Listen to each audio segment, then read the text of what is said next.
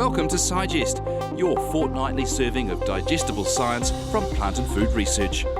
Kia ora kato and welcome to Scigest. I'm your host, Julie Blommaert, and today we have another Science Life for Me episode with our guest, Alex Leonard, who's a PhD student in the Marine Products Group. So hi, Alex, and welcome to Scigest, and thank you for being on the podcast today.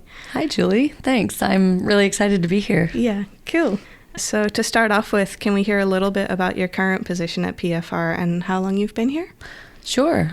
I have been at Plant and Food for about 6.5 years now.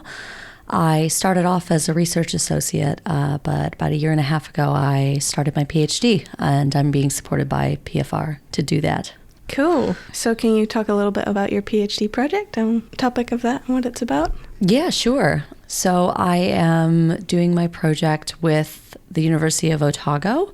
The PhD is in bioengineering, and the group that I work in is marine products. And we currently look at using the non-edible parts of fish and other kaimoana to get biomaterials out of those. I work with the collagen team, and I'm currently looking at using fish collagen for biomedical applications, specifically doing 3D printing and additive manufacturing to create soft tissue constructs for tissue engineering. Cool. That sounds like really interesting work. And I guess we can see from your previous answer to like your current position at Plant and Food, and that you started out in a research position and now you're doing your PhD, that you haven't really taken the traditional bachelor, master's, PhD, postdoc route through science. But do you mind talking about your path through your studies and your journey through science so far in a bit more detail? Yeah, sure. Yeah, you're right. It's definitely non-traditional. I actually started off with my undergrad. I was doing a criminology and law studies, and I had a joint degree with biology. And I ended up working in law for a few years before I moved into science. It was an interesting experience. My bachelor's I did in the USA. And even though those two subjects don't seem particularly closely related, and they're very different modes of thinking, but they've influenced me to think in different ways about my science, and I'm really grateful for that experience. So I worked in law in New Zealand for about 6 years, and then I decided to go back to school and do my master's with the University of Auckland, and that project was climate science related. So even though it was it was a really interesting project, but what I noticed about it was that it was there was a lot of political, background to the climate crisis, and that even though I didn't use my law degree to do my thesis, it was absolutely in the back of my mind. And then I worked at the university for a couple of years, just on rolling contracts until I got my position here at Plant and Food. Oh, that's a really cool background. So how did this sort of background in your undergrad and master's and your previous work lead you more to the chemistry side of things?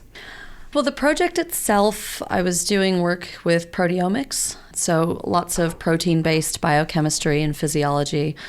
And what I have found is if you've got even like a tangential skill in science, the next job that you get could be completely unrelated. I would never have predicted that I would have been here doing a bioengineering PhD at all. Yeah. Tissue engineering wasn't even on the horizon. And the fact that I'm doing it through Plant and Food is also, it's a very new area for Plant and Food as well. Going into biomedical work, it's not necessarily, it's not an intuitive pathway, but it's almost like leapfrogging, going from one project to another, and you go and you develop new skills that way. And I suppose science is kind of like that. You're applying a methodology and developing a skill set around that methodology, and it's actually quite easy to move between wildly seemingly different branches of science. But I suppose that's why I'm doing a multidisciplinary area like bioengineering. Yeah, I also definitely feel like I've ended up in not the place I would have predicted when I was in high school and interested in science. But yeah, it sounds like you've got a pretty broad interest range in your studies, but also in your life so far. But were you always interested in science? Yes. Yeah. Because to me, science is a way of looking at the world, a way of interacting with the world. And in a way, all of us are scientists, as long as we're applying critical thinking skills and using those skills to build our own knowledge based on observation. So I can't say that I envisioned a future where I would be in STEM.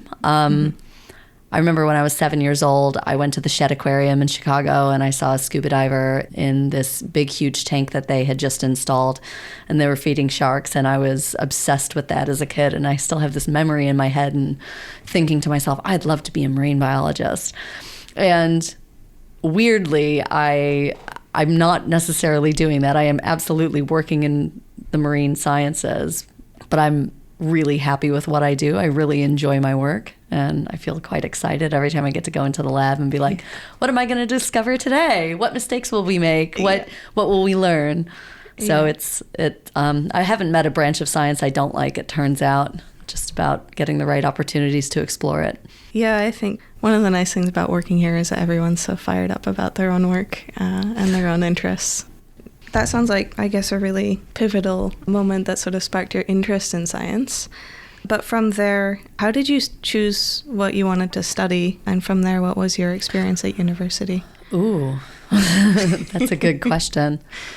In my undergrad, I always knew I was interested in biology because I really enjoyed the natural world, and I thought it was the best opportunity I could have to study the natural world, I suppose.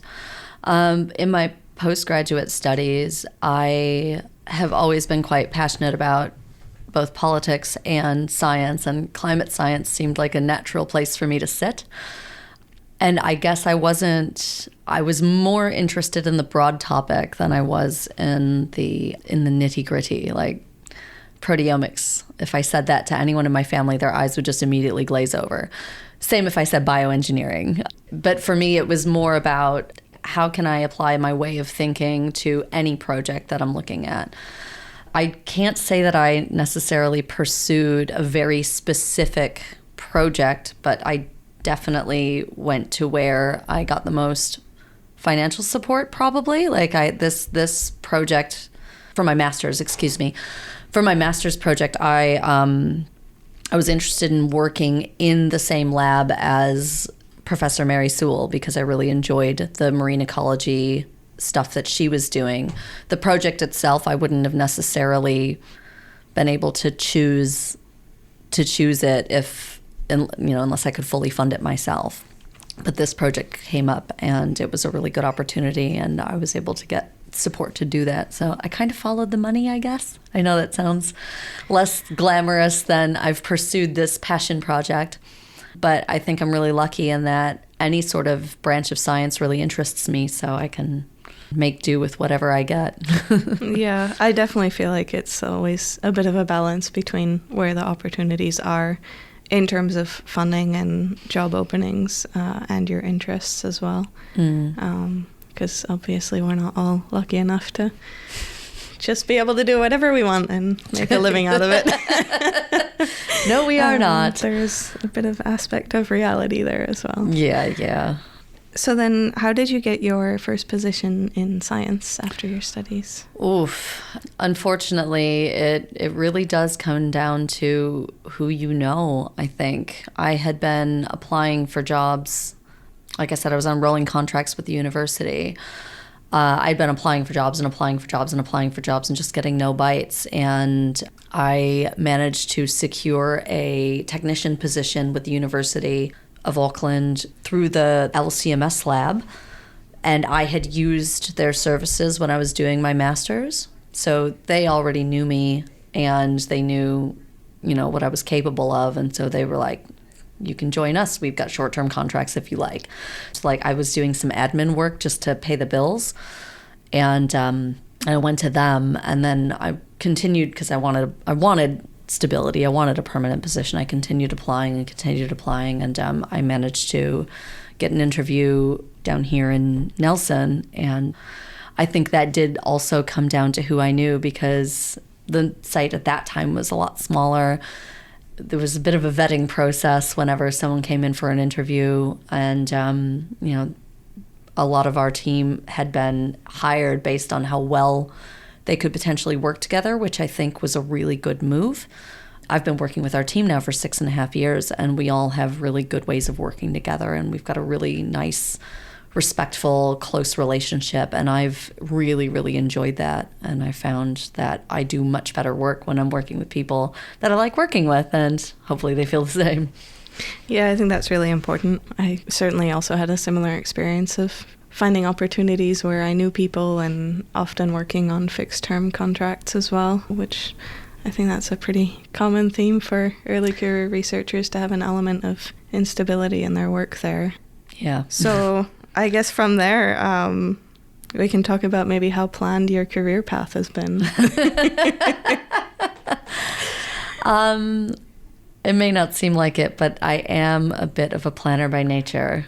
I guess I approach life planning in the same way that somebody might approach sailing, where, you know, you can do what you can to tweak the circumstances and play an active role in certain respects. And then when things kind of calm down, you can sort of go with the flow. I don't tend to be a very zen, leaf on the wind kind of go with wherever life takes me, although I've certainly done that in the past. I mean, I ended up in Aotearoa, for example, and that wasn't necessarily a career choice that brought me here. But I think whenever I came across an opportunity that seemed really attractive to me, I worked really hard to get it. So I pushed quite hard to be able to get onto a PhD program, and I have been super fortunate that my line manager and my SGL have both been really supportive of that, because they put a lot of work into making that a possibility for me. And, you know, they get benefits out of it too, because the work that they need to get done is going to get done, and I've got a lot of investment in it because I want to be able to finish my PhD. So I think now career planning is certainly much more active, but it definitely wasn't when I was younger and still kind of uncertain about which way I wanted to go. I really like the sailing metaphor, by the way. I think that's a really good way of thinking about it, especially if you think maybe you have a direction in mind, but you don't really have a planned path to get there. Yeah, well, because, you know, if the wind's blowing you in that direction, you don't have to do much. But if it's not, you've got a lot of work to do in order to try to make things work for you. Yeah, and there's certainly been, you know, periods of time throughout my career where that's been the case. And that's the case now. I'm definitely tacking. Yeah. Yeah, so reflecting on your various tacks and meandering through your career path, what have been some real highlights so far? Oh, man. I really loved doing field work during my master's degree, which is not something I get to do very often. I've actually been really surprised by how much of a technophile I've become now that I'm doing 3D printing, and I'm really nerding out on technology in a way that it never really appealed to me before. I was usually, you know, more like a kid in the dirt sort of person than I was a kid at a computer. When I moved to Aotearoa, I knew I wanted to have something to do with the ocean. I became a scuba diving instructor, and that actually did help me with my master's degree as well, because it gave me a sense of familiarity with the coastal environment of Aotearoa. Yeah, I think that those are the ones that I can think of that are highlights. Going to conferences has been really cool, although I haven't been able to go to an international conference yet. I'm hoping I'll be able to do that next year. And just meeting people who are passionate about discovery the way that I am, and working with like-minded people. Those are all sort of highlights. Yeah, I think being amongst nerds is definitely a plus. I found my people. Yeah, it's great. Exactly. Would you say that being a scientist is everything that you imagined it would be? Oh, I would say it's better than I imagined. And I don't know if that's just because I've just landed in extremely fortunate circumstances, or I've orchestrated certain opportunities for myself. But one of the things that I think has made science so compelling for me is just approaching it with humility and with an open mind and with curiosity, as opposed to fact-finding. So like fact finding isn't really what we do. But what we do is find all of the wrong answers in order to reduce how many of those there are. And that process of discovery is way more invigorating than I could have predicted it would be. That was only something I would have discovered through the process of becoming a scientist.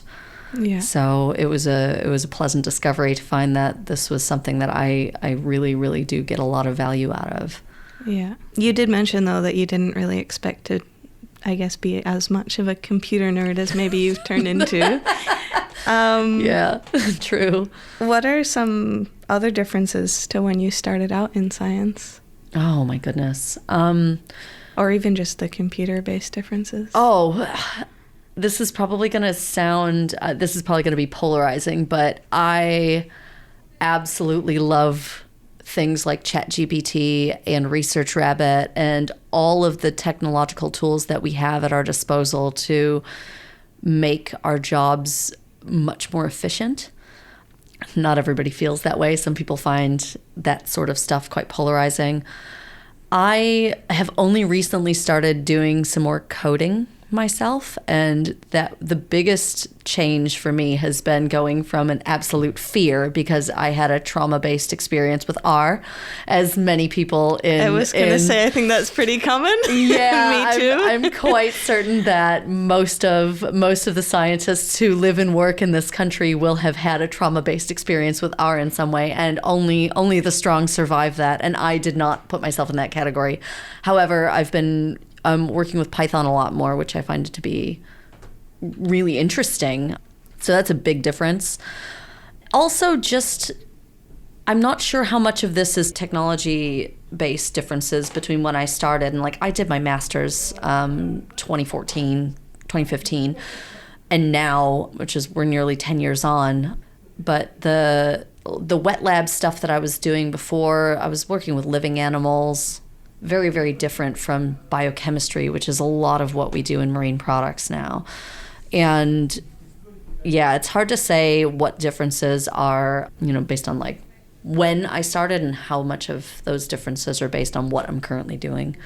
But ChatGPT has been great. It explains everything to me that I don't understand, like principal component analysis. Yeah, I've definitely also found it a useful tool for explaining new concepts. You've definitely also touched on the coding aspect of things. And I think I had a very similar experience, and I found that I sort of got into it through finding a project that really used it. Yeah. And that let me sort of teach myself how to do these things. Yes. I couldn't just learn it for the sake of learning it. I needed a concrete application, and that concrete application needed to be, will this save me time over the next couple of years?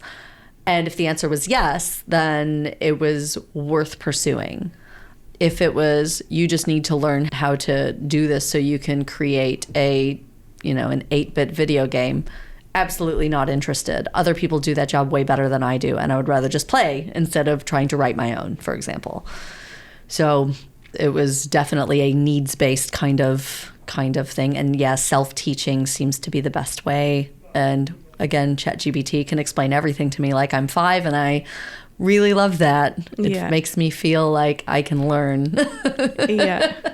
Yeah. And I guess there's a lot of advice for young people who are interested in science to pick up computer programming or coding. Do you kind of agree with that, or? No, I don't agree with it at all. I don't. Yeah. I don't think it's necessary. It's a helpful skill, but I think what you need to be a good scientist has nothing to do with coding necessarily. In fact, one of the biggest lies that we sort of internalize when we're kids is that you need to be at the top of your class to be in science, and that's just not true. I think what you need to be a good scientist is curiosity and ability to work hard. And that can often be fueled by curiosity, really. Like anybody will work hard if they're curious enough about finding an answer. But the biggest one for me is humility, because we spend so much of our time having to ruthlessly critique the work that we do. The scientific process is not something that you can achieve with an ego. And the really good scientists that we know are the ones who will ruthlessly critique their own work as well as that of other people. And humility is a huge component of that.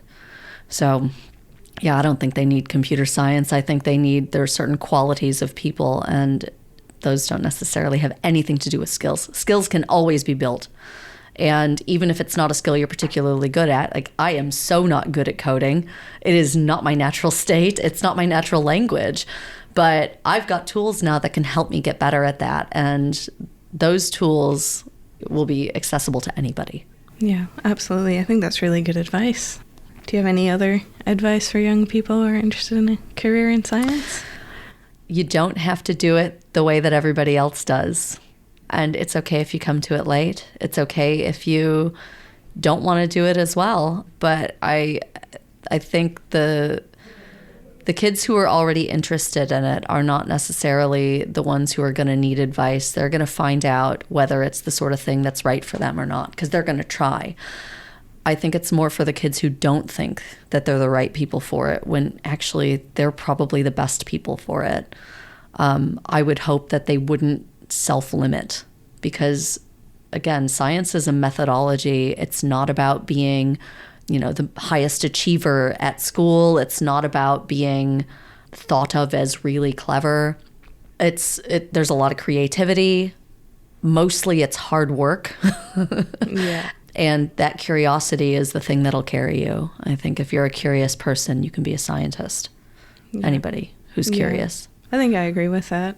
I think a lot of people, when you tell them you have a PhD, their first reaction is, oh, you must be really clever. But I think you just have to be a little bit stubborn. No. I think Niels Bohr said that you're an expert in something along the lines of, an expert is someone who's made all of the mistakes you can make in a very narrow field. And that's really what a PhD is actually just constantly failing at stuff in order to, contribute to humanity's knowledge base. And yeah, you don't have to be smart to have a PhD. I know plenty of people who are not smart who have PhDs.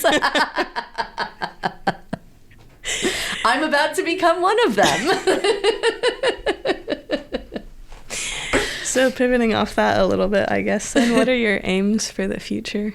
Oh, my goodness.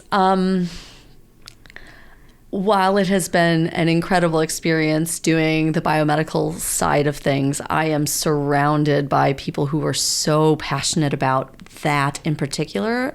And I love that, but I'm really much more into biomaterials. I think biochemistry is more my...